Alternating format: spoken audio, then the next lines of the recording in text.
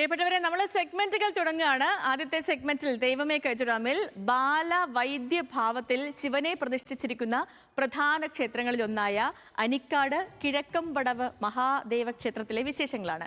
തിരുവിതാംകൂർ ദേവസ്വം ബോർഡിന് കീഴിലുള്ള ഈ ക്ഷേത്രത്തിന്റെ ആചാരങ്ങൾക്കും വിശ്വാസങ്ങൾക്കും ഒക്കെ ഒരുപാട് പ്രത്യേകതകളുണ്ട്. ഇപ്പോൾ കാണാം ഇവിടുത്തെ വിശേഷങ്ങൾ. ഇന്നത്തെ ദൈവമേ കൈതൊഴാം.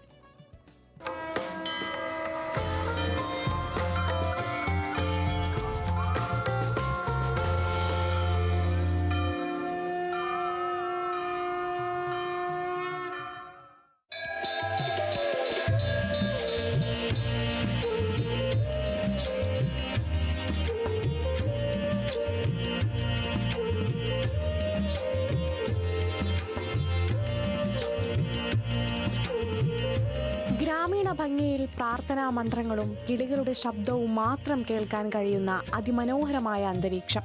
രോഗശാന്തിക്കായും ദുരിത നിവാരണത്തിനായും ധാരാളം ഭക്തർ ഇവിടെ എത്തി പ്രാർത്ഥിക്കാറുണ്ട്. ബാലവൈദ്യഭാവത്തിൽ ശിവനെ പ്രതിഷ്ഠിച്ചിരിക്കുന്ന കേരളത്തിലെ ചുരുക്കം ചില ക്ഷേത്രങ്ങളിൽ ഒന്നാണ് ഇവിടം.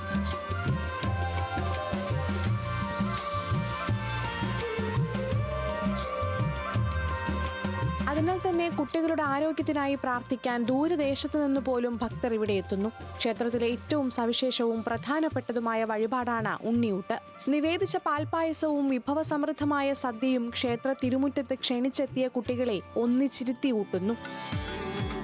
കടമ്പ എന്ന വൃക്ഷത്തിൻ്റെ കീഴിൽ സ്വന്തമായിട്ട് കണ്ടു എന്നുള്ള ഭാവത്തിലാണ് അതാണ് കിഴക്കടമ്പൻ എന്ന് പേര് വരാൻ കാരണം തന്നെ. സ്വയംഭൂവായിട്ടാണ് കാണപ്പെട്ടെന്നുള്ളതാണ് ഏറ്റവും വലിയ പ്രത്യേകത.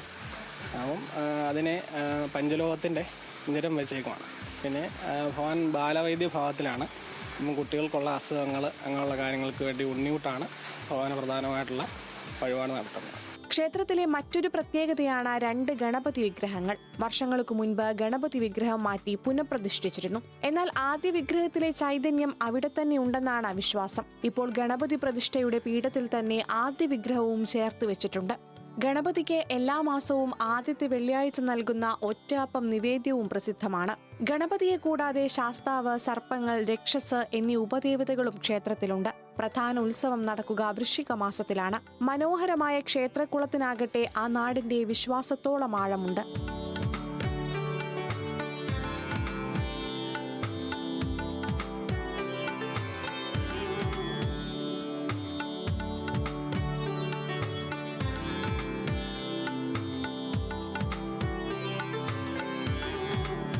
ന്യൂസ് മലയാളം, കോട്ടയം.